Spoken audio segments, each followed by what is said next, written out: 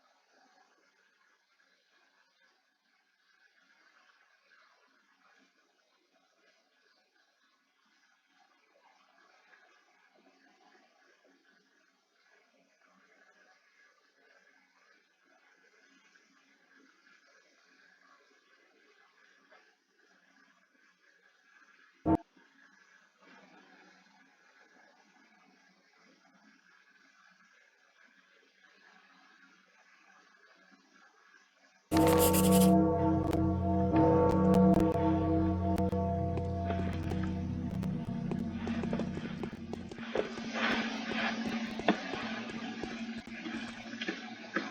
had a feeling you would come. Did the sounds from the outside wake you up too?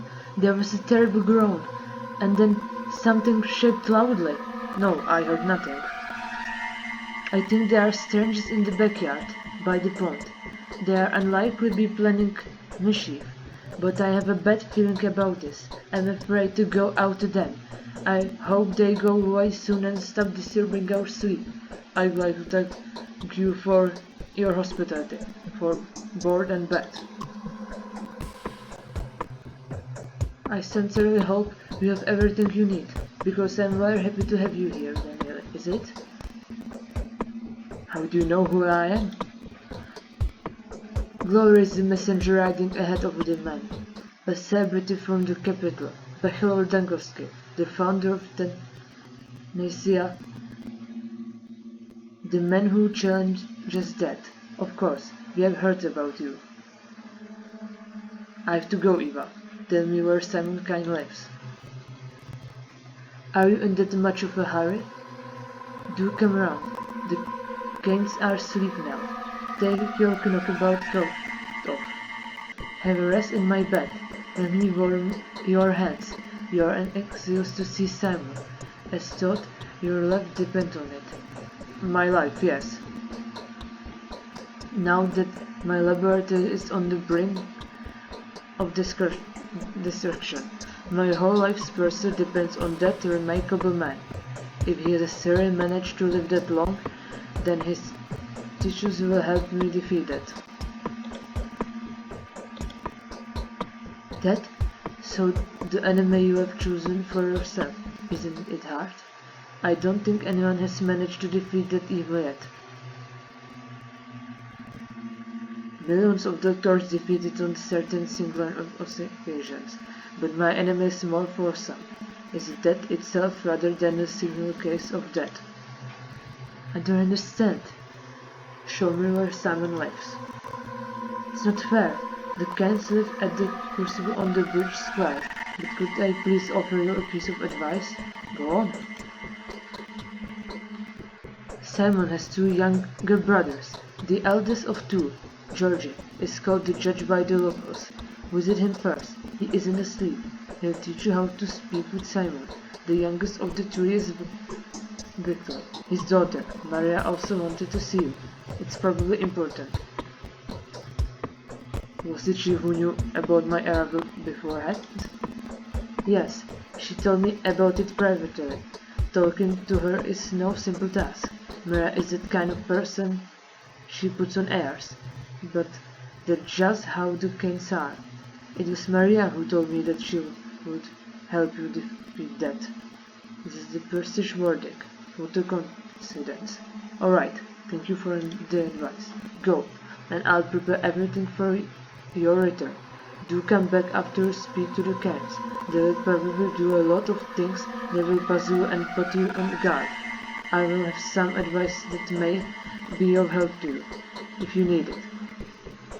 Okay, I'll come back.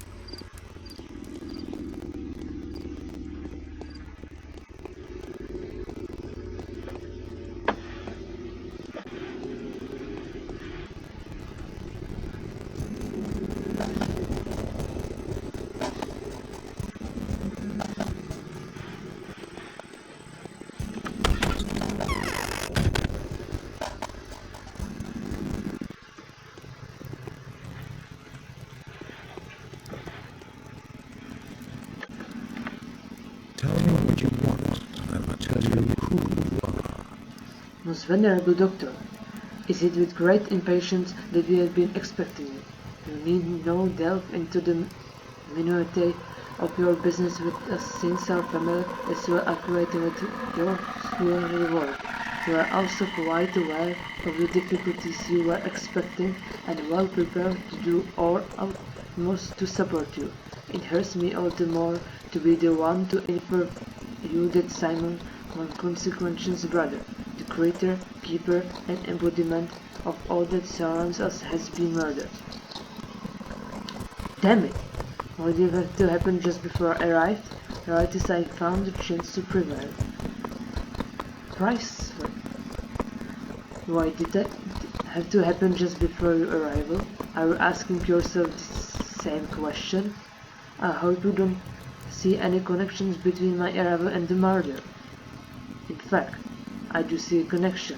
However, do not mistake it for a thought that it was you who murdered him.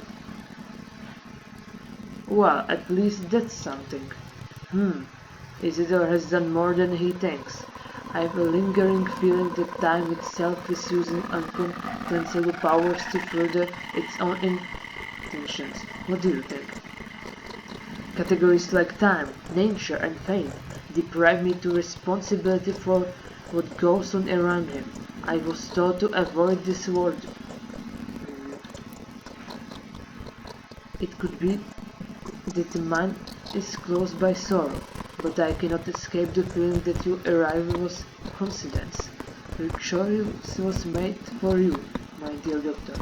Let us not blame fate for it. Isidore brought to you without making us aware. He took a risk that could have eclipsed slate or family. Why do you speak the word fate with such disgust?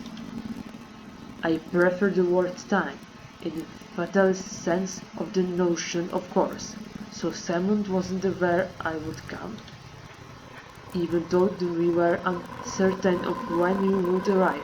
My brother was looking forward to meeting you. The tragedy may have been a consequence of the actions he took in preparation for your arrival. Someone has taken a powerful piece from the chessboard, a piece upon which your position here depends. It is doubly regrettable that Simon was playing on your side. So you presume the queen knew of the blow and sacrificed itself for a pawn? But why? To grant your victory over death. Was it not your ultimate aspiration to help you? Simon seems to have played a very dangerous game with fate itself, who went out of his way to provide you with a body of evidence. What did he do? It is of no importance to me what exactly he did. He took another lap for the stairs and paid a terrible price for it. I repeat, he is murdered. The subject of importance is here is the identity of murder. Everything has gone to wreck and ruin. I wish I could take vengeance upon the person who ripped the life from his man.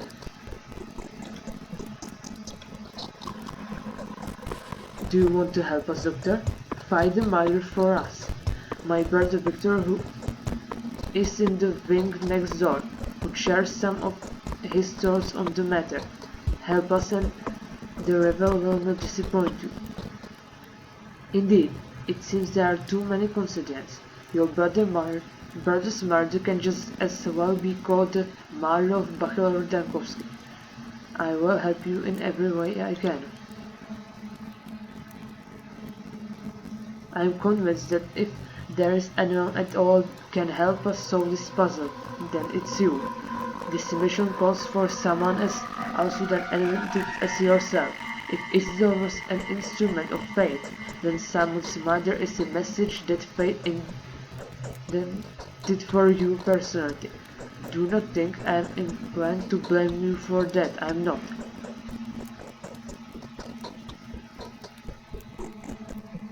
That would have been strange, to say the least.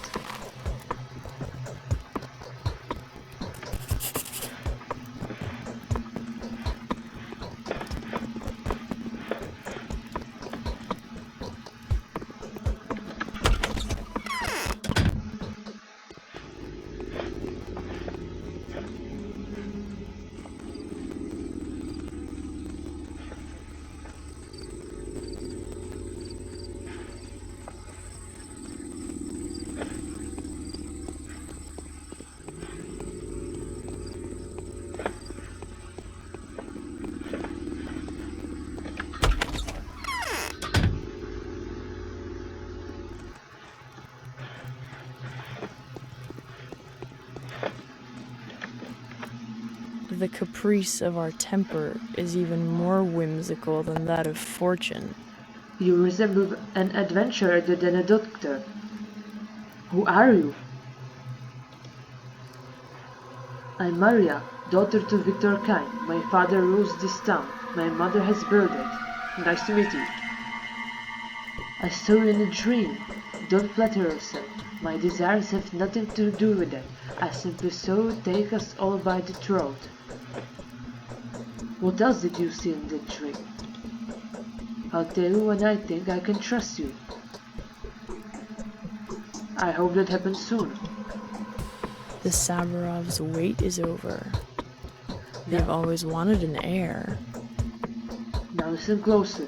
The time for collusion, secrets and alliances has come. I am going to ask something of you. I am not used to that. I am used to holding the reins. But you are not handset, so it would be unacceptable to address you in this manner. I find solace in the fact that my request will be welcome with you. It fits the style of your adventure. Yes, you better be polite, and don't take kindly to others. I am a creature of liberty. I apologize if my words come across unmatched and silly. I am truly not used to asking, but the nature of my request demands complete and selfless humility. Just imagine me begin at kneeling, and believe me, I do feel that way. I knew myself before a lady as charming as you. Today's death was the first, but it won't be the last. Simon has opened the score of irrepressible witness. Soon their number will multiply. I beg you to preserve the lives of several people when the lines of their fortune cross yours. Before any of them dies, there will be a moment when you will be able to intervene. I know that for a fact. Who are these people? It doesn't matter. What was destined to happen will happen.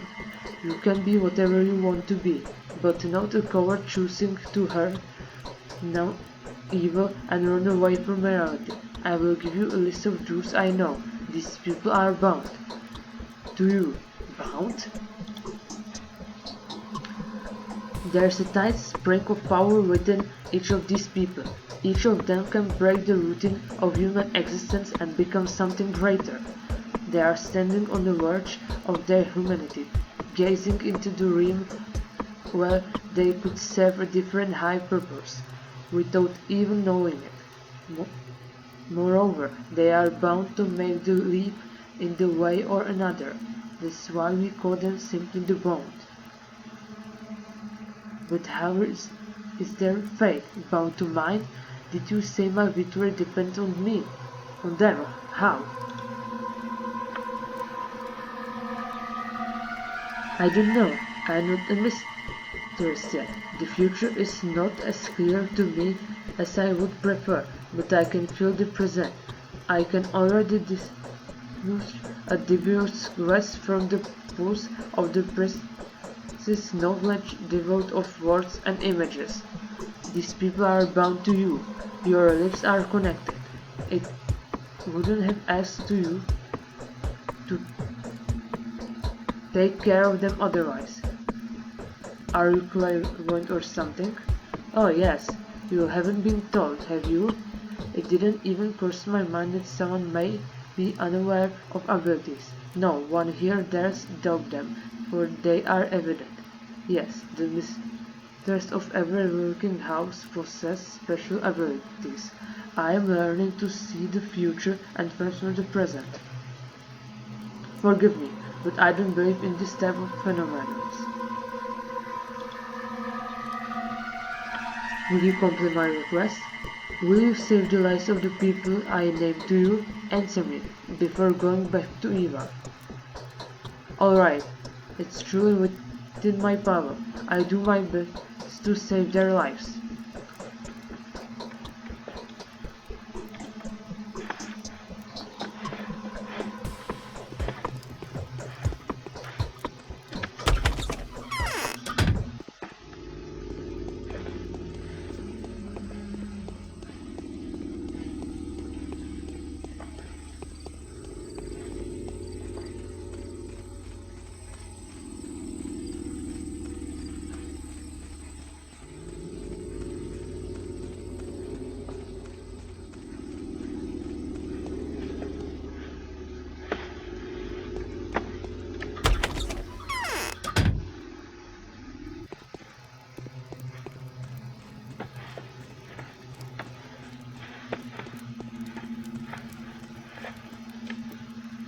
Who is it walking upstairs?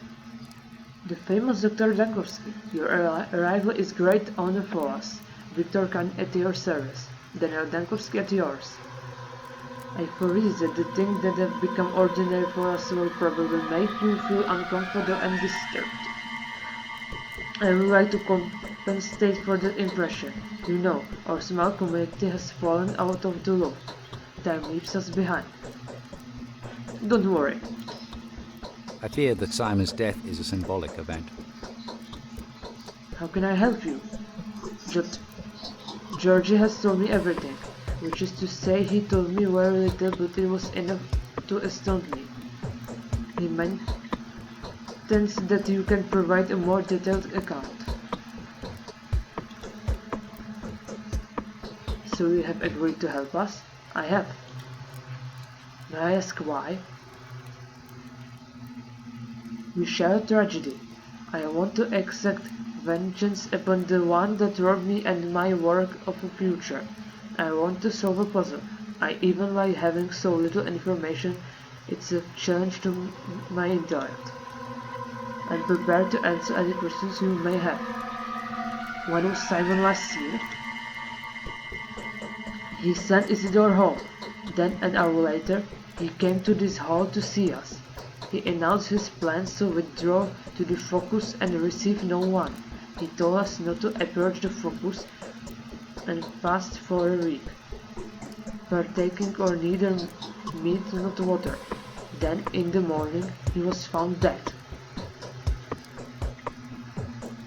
Could he have been poisoned? No, he hadn't eaten or drunk anything for several days, and prior to that he only drank wine from the old household stock. He would open the bottles himself. What made him take such precautions? I have never really thought about it, indeed, but were they precautions at all? He was always conducting a experiment on himself, not only on his body, but on his time, his language, his way of thinking, even his faith.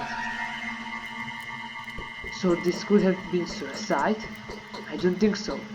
It's near an impossibility, but I don't have the right to tell you anything. My brother doesn't want us kinds to affect your line of thinking by giving you our interpretation on the facts. Why not? It will benefit us too much if Simon's death is interpreted in a certain fashion, and damage us too much if it's interpreted in a certain other fashion. It will not elaborate on that. How was the body discovered? The servants discovered him in the morning. The room had been ransacked. Everything that was breakable had been broken. His disfigured, contoured body bore signs of terrible suffering. His neck was twisted, his spine broken. I think no one has touched the body. It's currently inside the focus and will remain there for the prescribed amount of time. Do you suspect anyone? No. All I know is that Isidore was with him that evening. No one can enter the focus against someone so well. Perhaps a higher being called, but no one else. Could the murder have already been waiting for Simon there? No, we have no concept of what the focus is. Is it like entering someone else's mind? Or a drawn picture, if you will? It's impossible. Well, Simon did somehow, didn't he? He could perform far more impressive feats. There's a reason why the whole town revered him. Alright, so how can I help you? Just take a look around. Trust your intuition. Do whatever you like. Speak to whoever you feel the need to. Look for the murder, doctor, and you will find them. Keep looking till the last breath. I'm sure rational thinking will help you. So Isidore is the only lead. How can I find him? I'll show you, but you must be careful. Simon's murder, whoever they are, could not be on an ordinary person. I can imagine them even being a person. I fear it could only be fate, wearing the guise of mysterious monster. I will be careful.